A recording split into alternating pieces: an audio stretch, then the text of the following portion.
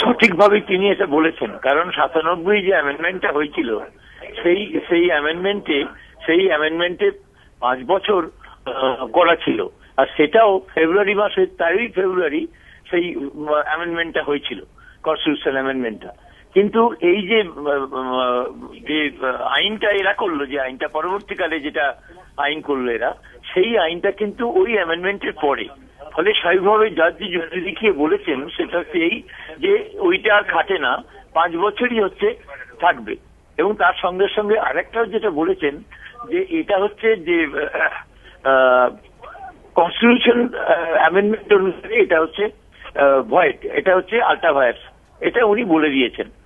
ফলে স্বাভাবিকভাবেই হচ্ছে আরো একটি কথা বলেছেন, সেটা হচ্ছে যে যারা হচ্ছে যে যেসব সোসাইটি স্পেশাল অফিসার নিয়োগ হওয়ার পর এআরও দিয়ে নির্বাচন করিয়েছেন, তাদের যে বোর্ড তৈরি হয়েছে বা যেগুলো এখন প্রসেসে আছে সেগুলো সমস্তই বাতিল হয়ে যাবে। একটা হাইকোর্টের জাজ, সেটাও একটা কনস্টিটিউশনাল ইয়ের উপর তিনি রায় দিলেন, সেটাকে উপেক্ষা করে তারা আবার পুনরায় কি বলে আইন নিয়ে এলো।